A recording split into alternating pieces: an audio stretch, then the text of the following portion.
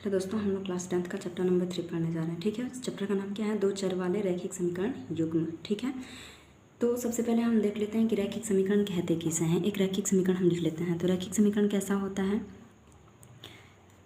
रैखिक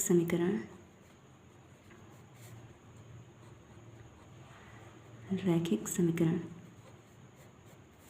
तो होता है ax प्लस बी वाई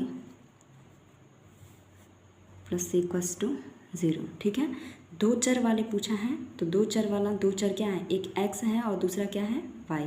तो दो चर हो गए x और y, और ये सब हमारे क्या है? कांस्टेंट टर्म है। c जो है एक कांस्टेंट टर्म है।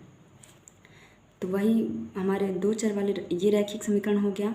रैखिक समीकरण मतलब कि जिसका घातांक सिर्फ एक हो, और दो चर बोला था तो दो चर लिया गया, एक x और दूसरा y। ठीक है, तो ये हो गया हमारा रैखिक समीकरण। देखिए, इसमें कुछ कंडीशन होता है, यानी कि इस चैप्टर में हमें दो चर वाले रैखिक समीकरण को ग्राफीय विधि से हल करना है। तो ग्राफ विधि से हल करने के लिए कुछ कंडीशंस होते हैं, तो उसको हम नंबर वाइज लिख लेते हैं। तो रैखिक समीकरण को ग्राफीय विधि से हल करने की जो विधि होती है उसमें कुछ कंडीशंस होते हैं।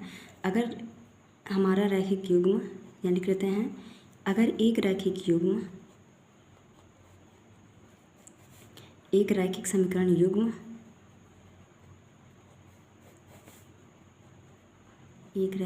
युग्म जिसका कोई हल नहीं है, जिसका कोई हल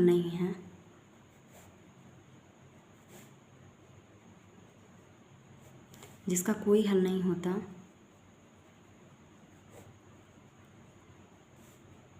रैखिक समीकरण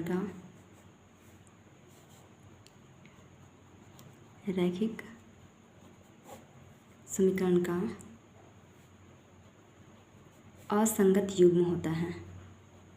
ठीक है, असंगत युग्म होता है। ठीक है, यानी कि ऐसा रैखिक समीकरण युग्म बोला है तो दो पेयर में रहेंगे। ठीक है, जैसे हम लिखे हैं ax plus B Y plus C equals to 0। तो रैखिक समीकरण युग्म बोला है तो हम पहला समीकरण ले लेंगे a1x plus b1y plus c1 equals to 0, और दूसरा ले लेंगे a2x plus b2y plus c2 equals to 0। यानी दो समीकरण हमें लिखना है, और उन दोनों का अगर कोई हल नहीं होता है तो वो समीकरण कैसे कहलाएंगे? असंगत युग्म होता है उनका। ठीक है, यानी दोनों समीकरण का असंगत युग्म होता है। और दोनों रेखाएं कैसी होती हैं? समांतर, यानी कि जो दोनों हमारे रैखिक समीकरण हैं वो परस्पर क्या होंगी? समांतर होंगी, जिनका कोई हल नहीं होगा। दूसरा क्या होता है इसमें? तो दूसरा में है कि एक रैखिक समीकरण युग्म जिसका हल होता है रैखिक समीकरण का संगत युग्म कहलाता है। तो यहाँ लिख लेते हैं, एक रैखिक समीकरण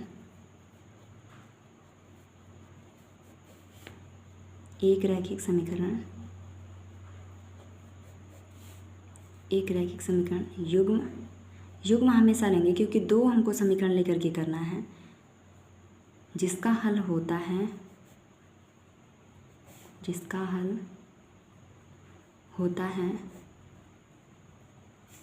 रैखिक समीकरणों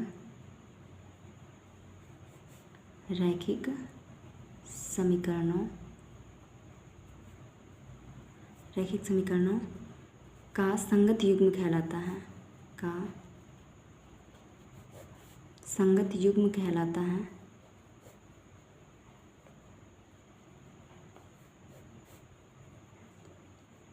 संगत युग्म कहलाता है। ठीक है, तो संगत युग्म कहलाएगा। तो अगर इसका हल होगा तो दो ही हमारे होंगे, या तो रेखाएं क्या करेंगे? एक दूसरे को प्रतिच्छेद करेंगे, या एक दूसरे के क्या होंगी? संपाती होंगी। तो जो संपाती होता है उसमें अपरिमित रूप से अनेक हल होते हैं, और जो प्रतिच्छेद करते हैं उसमें सिर्फ केवल एक हल होता है। और तीसरा में क्या है? तुल्य रैखिक समीकरण। इनके अभी सारे के एग्जाम्पल हम देकर के दिखाएंगे आपको एक चार्ट के माध्यम से।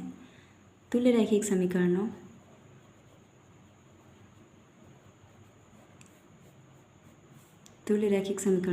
के एक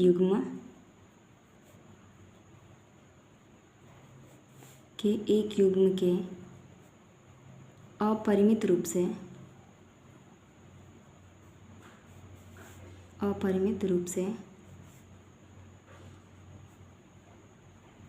अनेक हल होते हैं, अनेक हल होते हैं,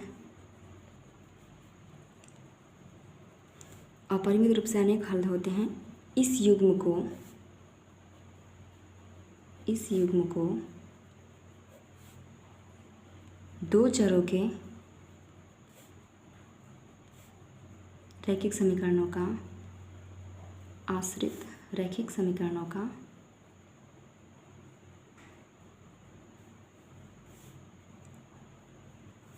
आश्रित युग्म कहते हैं, आश्रित युग्म कहते हैं।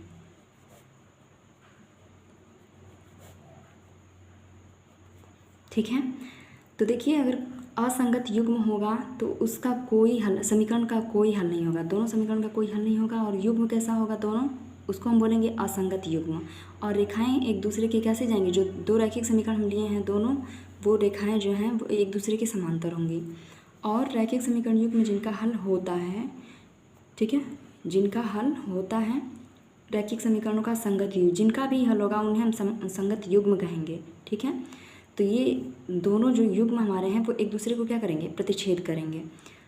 तुल्य रैखिक समीकरणों के एक युग्म के अपरिमित रूप से अनेक हल होते हैं, यानी कि जिसके इनफाइनाइट सोल्यूशन होंगे तो वो क्या करता है, एक दूसरे के संपाती होता है। दोनों रेखाएं एकदम एक दूसरे पे ओवरलैप करती हैं। ठीक है, और देखिए अगर इसका हम सारांश पार्ट का है, एक चीज़ और हम नोट कर लेते हैं, यहाँ पे इम्पॉर्टेंट होता है, इसमें कन्फ्यूज़न ना हो। रैखिक समीकरणों का आश्रित युग्म सदैव संगत होता है, यानी कि ये आश्रित हुआ कब हुआ, क्योंकि दोनों रैखिक समीकरण का हल है। अब जब भी रैखिक समीकरण का हल होगा तो वो कैसा युग्म कहलाता है, संगत। तो यहाँ क्या है, अपरिमित रूप से अनेक हल हैं, तो इसे हम बोल रहे हैं एक दूसरे का आश्रित, यानी कि दोनों समीकरण जो होंगे वो एक दूसरे पे डिपेंडेंट होंगे, तो आश्रित युग्म कहलाता है। लेकिन इसे हम संगत युग्म भी कह सकते हैं, कहेंगे। तो हम लिख लेते हैं रैखिक समीकरणों का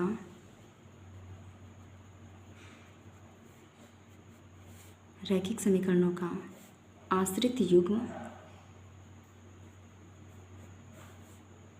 रैखिक समीकरणों का आश्रित युग्म सदैव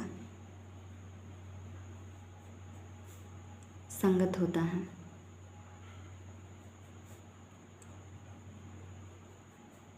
असंगत कब होगा, जब उसका कोई हल नहीं होगा। कोई हल नहीं है तो वो क्या हो जाएगा, असंगत युग्म कहलाएगा। अब देखिए इसका अगर हमको सारांश रूप लिखना है इस पूरे चैप्टर का, तो इसका सारांश टाइप में हम लिख लेते हैं, उसे भी नोट कर लेते हैं। पूरे चैप्टर का सारांश क्या है, तो इसमें पहला पॉइंट 3 ही कंडीशन पे चलता है। पहला इसमें क्या होता है कि रेखाएं एक बिंदु पर अगर प्रतिच्छेद करती हैं, नोट कर लीजिएगा, रेखाएं एक बिंदु पर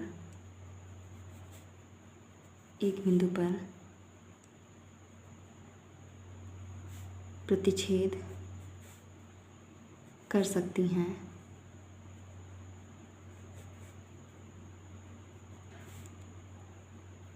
इस स्थिति में अगर रेखाएं क्या करें, सिर्फ एक बिंदु पर प्रतिच्छेद करें एक दूसरे को, तो इस स्थिति में क्या होता है, इस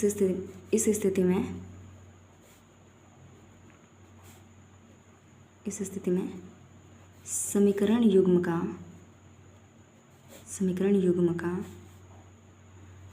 अद्वितीय हल होता है। अद्वितीय हल मतलब एक हल होगा, अद्वितीय हल होता है,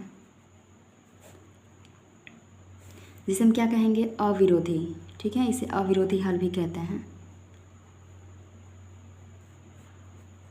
अविरोधी समीकरण युग्म, यानी एक दूसरे को ये दोनों एक दूसरे का अपोजिट नहीं होगा। ठीक है, तो अगर रैखिक समीकरण एक बिंदु पर एक दूसरे को प्रतिच्छेद करती हैं तो इस स्थिति में उसका केवल एक हल होगा, और एक हल होगा उसे हम कैसा युग्म कहेंगे, अविरोधी समीकरण युग्म कहेंगे। ठीक है, याद रखिएगा क्या चीज़ है इसमें, अगर एक बिंदु पर प्रतिच्छेद करती हैं तो उसका हल कितना होगा, अद्वितीय हल होगा। ठीक है, और समीकरण युग्म कैसा कहलाएगा, अविरोधी कहलाएगा। ठीक है, अगर हम बात करें कि अगर कोई उसका हल हो रहा है तो समीकरण का युग्म कैसा कहलाएगा, संगत युग्म भी कहलाएगा।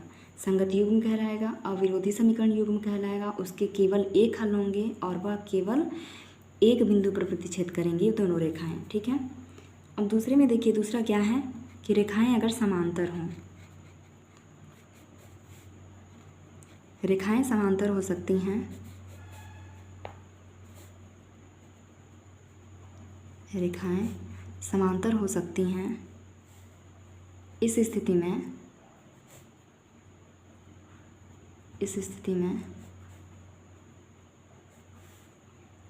में समीकरण का कोई हल नहीं होता, समीकरण का कोई हल नहीं होता है। जब समीकरण का कोई हल नहीं होगा तो वो युग्म कैसा कहलाएगा? असंगत युग्म, ठीक है। तो यहाँ हम लिख लेते हैं नोट करके, असंगत समीकरण युग्म।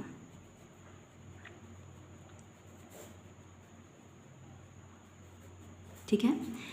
तो कब हल नहीं होगा? जब दोनों रेखाएं, मान लेते हैं कि ये वाली पहली रेखा एक है AB, ठीक है, जिसका समीकरण है a1x plus b1y plus c1 equals to 0, और दूसरी वाली लाइन जो हो गया वो हो गया हमारा CD, रैखिक युग्म, और इसको हम लिखेंगे a2x प्लस b2y और प्लस c2 इक्वल्स टू 0। अगर दोनों एक दूसरे के परस्पर समांतर हो गए तो इसका कोई हल नहीं होगा, इन दोनों समीकरण का कोई हल नहीं होगा। और जब कोई हल नहीं होगा तो इसे हम बोलेंगे कि असंगत समीकरण युग्म है, ठीक है। अगर रेखाएं एक बिंदु पर प्रतिच्छेद करती हैं, जैसे मान लेते हैं कि ये AB रेखा हो गई और ये हो गई CD रेखा, जो एक दूसरे को एक बिंदु पे क्रॉस कर रही है, ठीक है, ये वाला बिंदु पे एक दूसरे को कट की, तो एक बिंदु पर प्रतिच्छेद कर रही हैं एक दूसरे को, तो उसके कितने हल होंगे? एक हल होगा, और उसको हम कैसा कहेंगे? अविरोधी समीकरण युग्म, ठीक है। और जब इसका हल एक भी हो रहा है तो उसे हम कैसा युग्म कहेंगे? संगत युग्म कहेंगे, ठीक है, समीकरण का संगत युग्म कहेंगे। अब देखिए तीसरा कंडीशन क्या होता है इसका।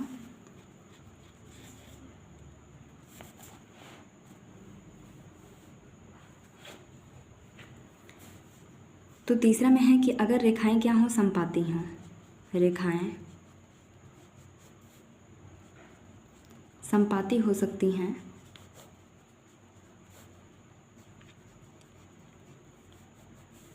रेखाएं समपाती हो सकती हैं। इस स्थिति में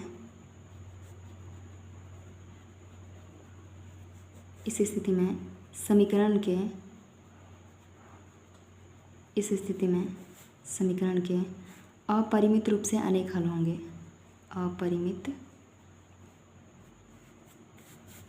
अपरिमित रूप से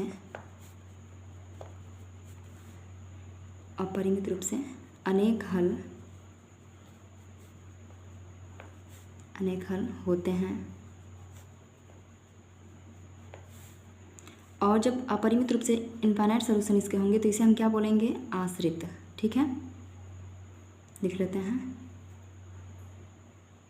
इसे हम बोलेंगे आश्रित समीकरण युग्म।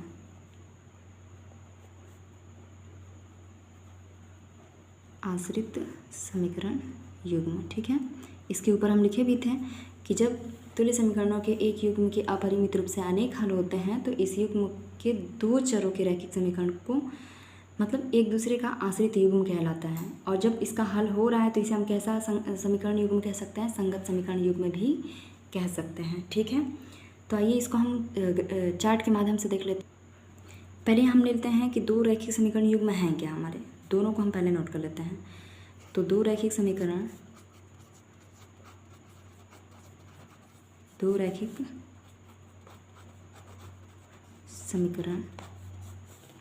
युग्म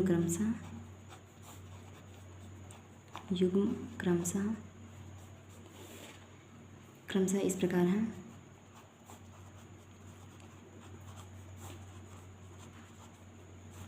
तो देखिए क्या है, पहला हम ले लेते हैं a1x प्लस b1y और प्लस c1 इक्वल्स टू 0, ये हमारा पहला रैखिक समीकरण है।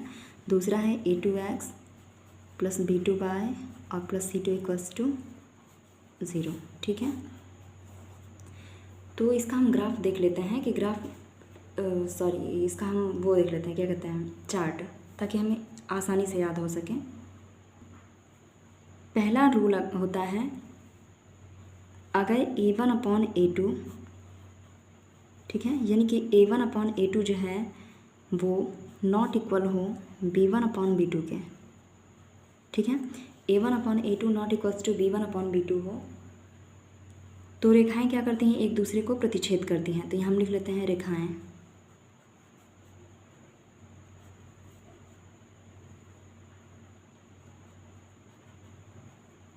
रेखाएं प्रतिच्छेद करती हैं,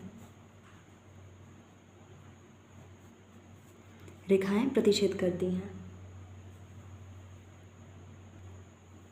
रेखाएं प्रतिच्छेद करती हैं। और इसके कितने हल होंगे, इसके केवल एक हल हो गए, केवल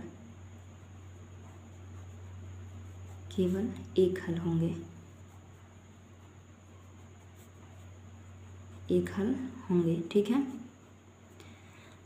और एक दूसरे को प्रतिच्छेद करते हैं तो केवल एक हल होंगे। और इसे हम कैसा कहेंगे, देखिए, जब रेखाएं एक दूसरे को प्रतिच्छेद करती हैं तो उसके अद्वितीय हल होंगे, यानी एक हल होगा, ये तो कन्फर्म है। और उस समीकरण युग्म को हम कैसा कहेंगे, अविरोधी, अविरोधी, अविरोधी समीकरण युग्म, अविरोधी समीकरण युग्म कहेंगे, ठीक है। या फिर हम इसे कहेंगे संगत समीकरण युग्म, ठीक है, संगत समीकरण। अब देखिए दूसरा में क्या होता है, दूसरा कंडीशन क्या है इसका, अगर A1/A2 इक्वल है B1/B2 के और ये इक्वल है C1/C2 के, अगर तीनों के तीनों बराबर हैं, A1/A2 equals to B1/B2 equals to C1/C2, तो क्या होगा, देखिए इसका हमारा अगर हमको हमारा ग्राफ बनेगा तो एक दूसरे को इंटरसेक्ट करते हुए बनेगा, ऐसे बनेगा, ठीक है। ये हो गया हमारा A1x प्लस B1y और प्लस C1 इक्वल्स टू 0। और ये जो हो गया ये वाला लाइन, इसका समीकरण हो गया A2x plus B2y plus C2 equals to 0, ठीक है। तो ये हमारे समीकरण है, ये CD है और ये हमारा है AB।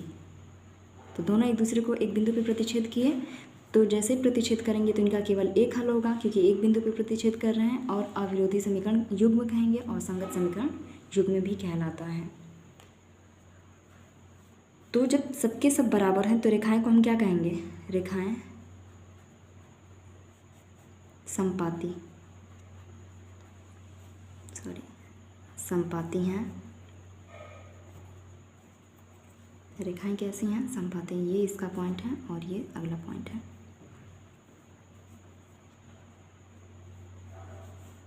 रेखाएं समपाती कहलाती हैं, ठीक है, समपाती हैं। और इसके कितने हल होंगे, अपरिमित रूप से अनेक हल, अपरिमित रूप से, इसके अपरिमित रूप से अनेक हल होंगे।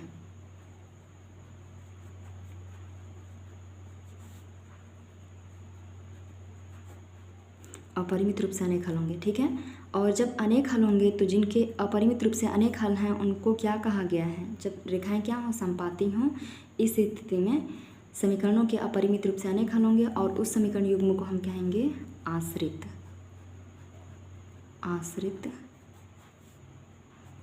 समीकरण,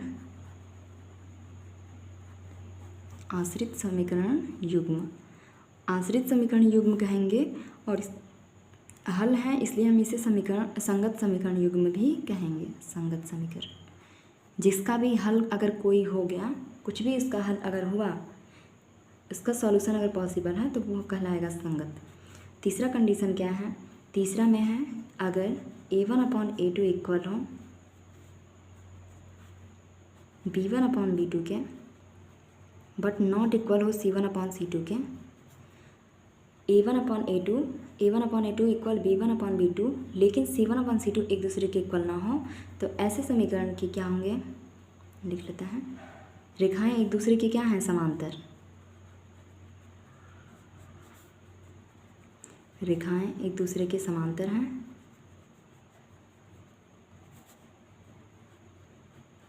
रेखाएं एक दूसरे के समांतर हैं तथा समीकरण का कोई हल नहीं है, समीकरण का कोई हल नहीं है, कोई हल नहीं है। ठीक है, अगर रेखाएं एक दूसरे के समांतर हो गई तो समीकरण का कोई हल नहीं होगा, और जब समीकरण का कोई हल नहीं होगा तो उस समीकरण युग्म को हम कैसा युग्म कहेंगे? असंगत समीकरण युग्म, असंगत समीकरण युग्म कहलाएगा। ठीक है,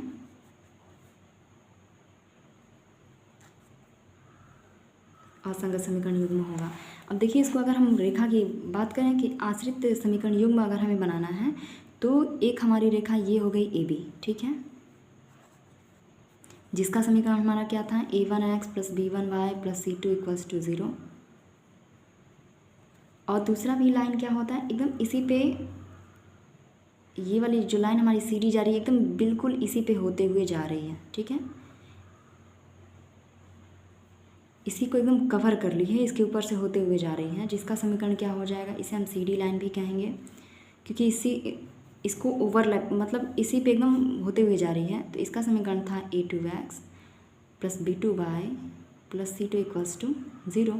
तो जाहिर सी बात है दोनों एक दूसरे के ऊपर से होके जा रही हैं, एक दूसरे पर होके जा रही हैं, तो दोनों समीकरण का हल क्या होगा? सेम सेम होगा। तो इसीलिए कहा गया है कि इसके बहुत सारे हल हो जाएंगे। ठीक है, और इन्हें एक दूसरे का आश्रित कहेंगे, यानी कि ये वाला इस पे डिपेंडेंट और ये वाला इस पे डिपेंडेंट। ठीक है, और इसका समांतर कहने का मतलब है कि ये एक रेखा हो गया ए बी और ये दूसरी रेखा हो गई सी डी। ठीक है, तो देखिए ये एक दूसरे से एकदम बिल्कुल मैच नहीं है, मतलब एक दूसरे को से कोई इन लोगों का वो नहीं है, तो ये हमारी कहलाएंगे असंगत समीकरण युग्म। a1x b1y plus c1 equals to 0 and a2x plus b2y और प्लस c2 इक्वल्स टू 0। समीकरण का कोई हल ही नहीं होगा। ठीक है, जब कोई हल नहीं है तो वो असंगत समीकरण युग्म कहलाएगा। ठीक है, तो ये रहा हमारा इंट्रोडक्शन क्लास। नेक्स्ट वीडियो में हम 3.1 एक्सरसाइज का क्वेश्चन सॉल्व करेंगे। आज के लिए इतना ही। Thank you.